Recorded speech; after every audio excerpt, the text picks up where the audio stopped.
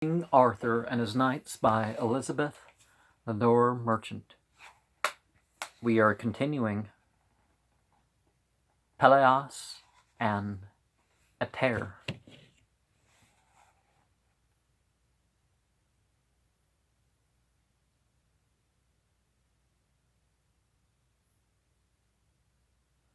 His antagonists realized this and tried to quiet their kicking, plunging horses, and place themselves in a position to resist the attack. Then a strange thing happened. Pelleas reined in his horse, threw his good spear upon the grass, and dropped his sword beside it. "Seize him!" cried Ettarre, who had ridden up. "Seize him! Bind him to his horse's tail and bring him to the castle. Teach this presumptuous boy for very shame to flee his own barren isles and hide his face from the sight of men." And so they rode homeward, jeering and insulting Pelleas.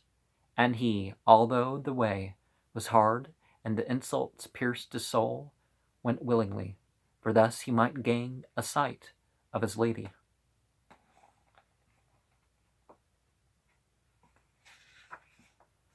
One day, a knight, seeking adventure, came into the country of Lady Ettarre. He was Gawain, a nephew of King Arthur, and a knight of the Round Table. With him that morning was an old knight, at whose castle he had lodged the night before, and who was courteously riding a little way with him as he departed. Presently they rode over the crest of the low hill, and there spread before them was a scene so lovely that they reined in their horses to admire it.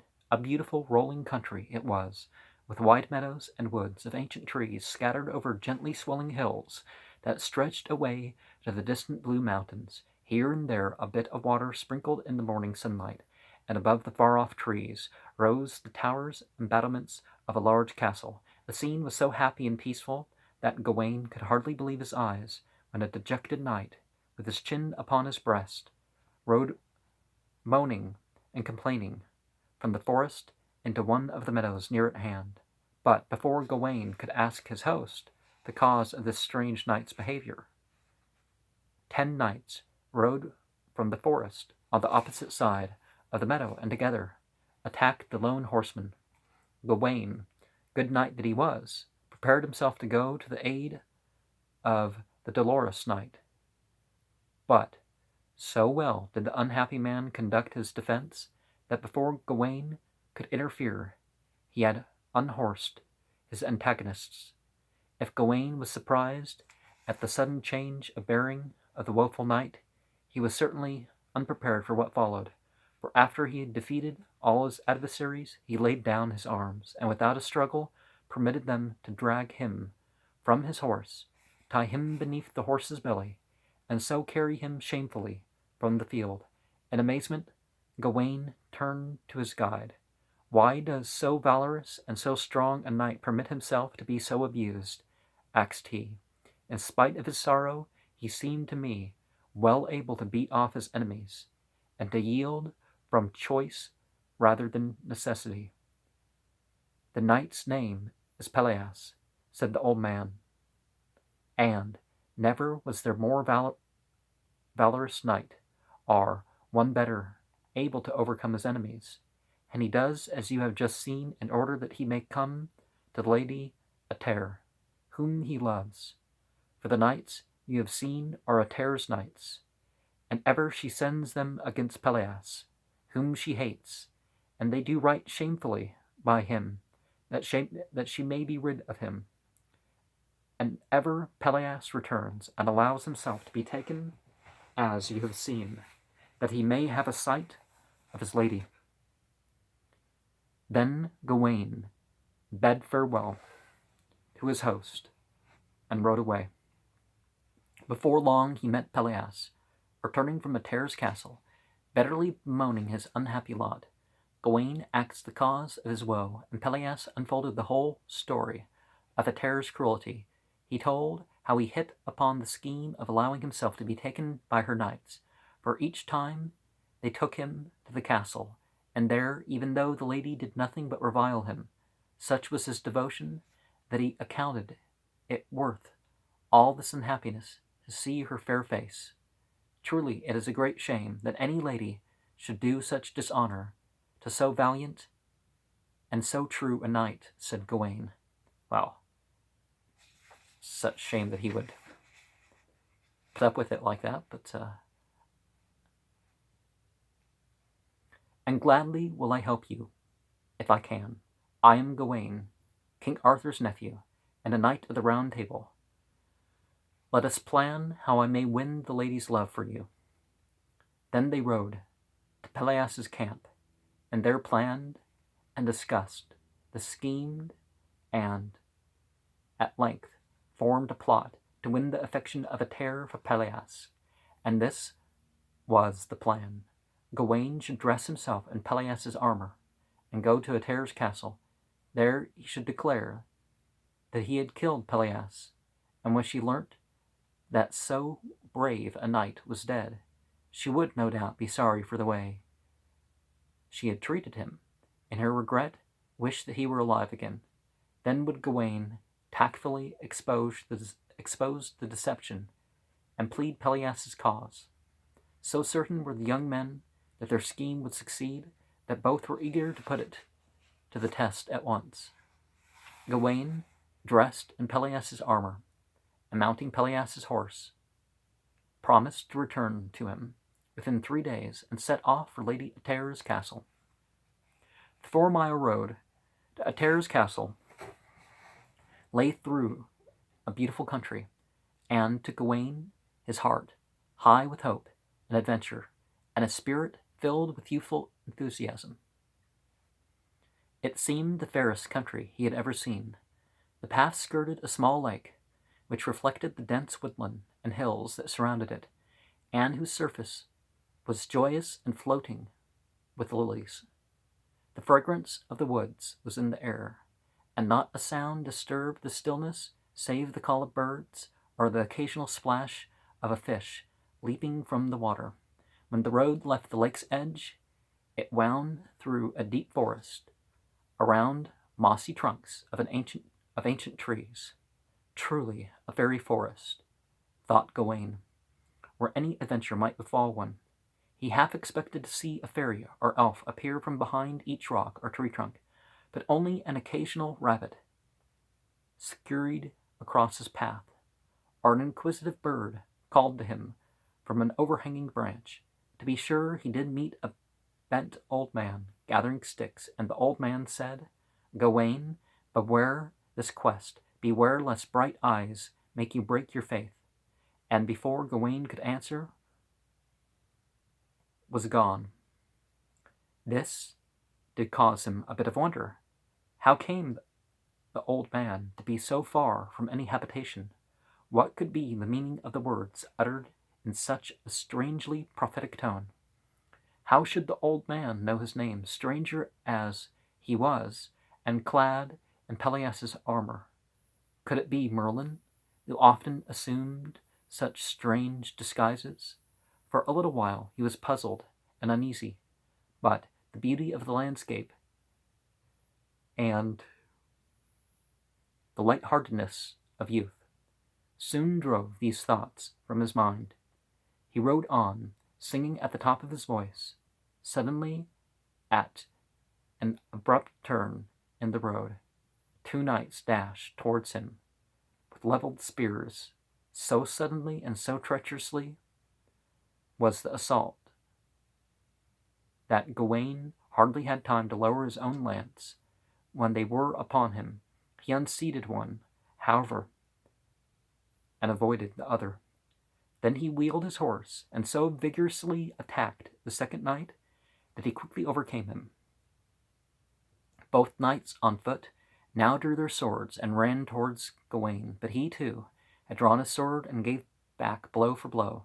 This action seemed to surprise his attackers, who indeed were 2 of Ettarre's knights on the watch for Pelleas. They had expected an easy bout, and were astonished at the change which had come over the youth, who had before let himself be so easily taken. Of course, they did not recognize Gawain and Pelleas' armor. Had they done so, they certainly would not have opposed him, for they had small stomach for hard fighting. Gawain reached down from his horse, and, seizing a knight by the visor, thrust his sword close to his face. "Who are you?" cried he. "Tell me, or you die." "We are Lady Ettarre's knights," said they, "and we but obey her commands. Full loath are we to harass so valorous and so courteous a knight, and gladly would we see you in Ettarre's favor. Now be advised of us, and leave this quest, for you know well that never will she receive you." Raising his visor, Gawain replied, "I am not Sir Pelleas, but Sir Gawain, the king's nephew. Go and tell your lady that I have slain Sir Pelleas, and that no more will he trouble her with his love." Then the knights went sorrowfully on their errand, for they had admired Sir Pelleas, as had many another in Ettarre's train, and among themselves had condemned the conduct of their cruel lady. Once more Gawain took up his journey. Presently there arose above the trees the grey walls of a great castle. As he drew near, he observed much excitement on the walls of the castle, and when he approached the gate, knights and ladies came trooping over the drawbridge to meet him. Servants took his horse as he dismounted, and conducted him to a great chamber, richly hung with tapestries, where sat Lady Ettarre. Never was guest more welcome.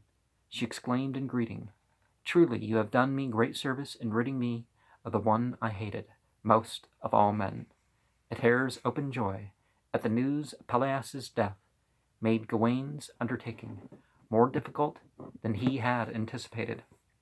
The following days increased the difficulty, for Gawain, bred though he had been in the plodding atmosphere of courts, and used as he was to all the wiles and arts of courtiers, was not able to withstand the fascination of this clever and persuasive woman. Each day he struggled against disloyalty to his friend and unfaithfulness to his knightly vows. Each day he realized more and more that he was fighting a losing battle. Lavishly did Ettarre entertain him, and she was constantly by his side. The days passed quickly in feasting and song and knightly exercise, and in the evening, while the minstrels sang old songs or composed new ones in honor of the guest, Gawain and Ettarre watched the stairs from some deep window recess, or leaning over the battlements, listened to the old, wild, half rollicking, half sad songs of the men at arms, gathered in little knots around the torches in the courtyard. No longer did Gawain struggle against his love for Ettarre. No longer did he remember Pelleas or his promise to him. Forgotten were chivalry and the vows of knighthood. Only this was his desire, to remain always with Ettarre. If the days sped quickly for Gawain at Ettarre's castle, they dragged slowly enough for Pelleas in his woodland camp, and patiently he waited the return of his friend, never for a moment doubting that so good a knight would speedily redeem his promise. Each hour brought disappointment, and yet new hope. But as the hours sped, his hope grew fainter. Never did Pelleas doubt his friend's loyalty, but visions of all sorts of accidents, of death at the hands of Ettarre's knights, of imprisonment in the castle, assailed him. His squires tried to cheer and encourage him. But on the third evening, when Gawain did not appear, Pelleas put on his armor, and taking his only good sword, rode toward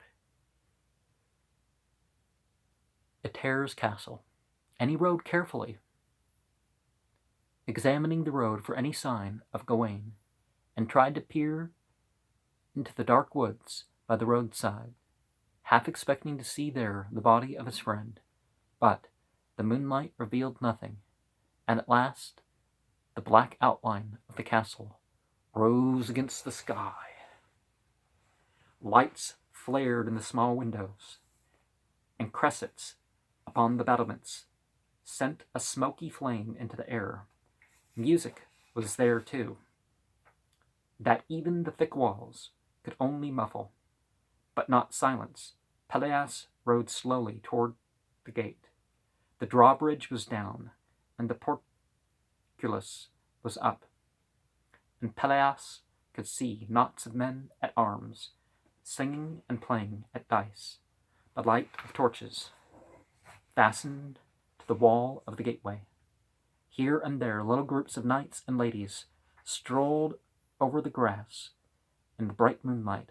Pelleas dismounted and made his way toward the gate.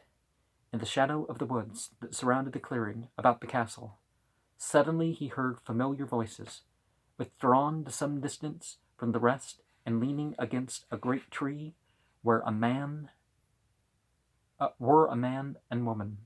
Pelleas, in the shadow, might have touched them. In her hands she held aloft the shining cup of the Grail. Let's remember again that, particularly when it comes to Arthurian legends, this comes not from stories about the cup, but stories about a holy stone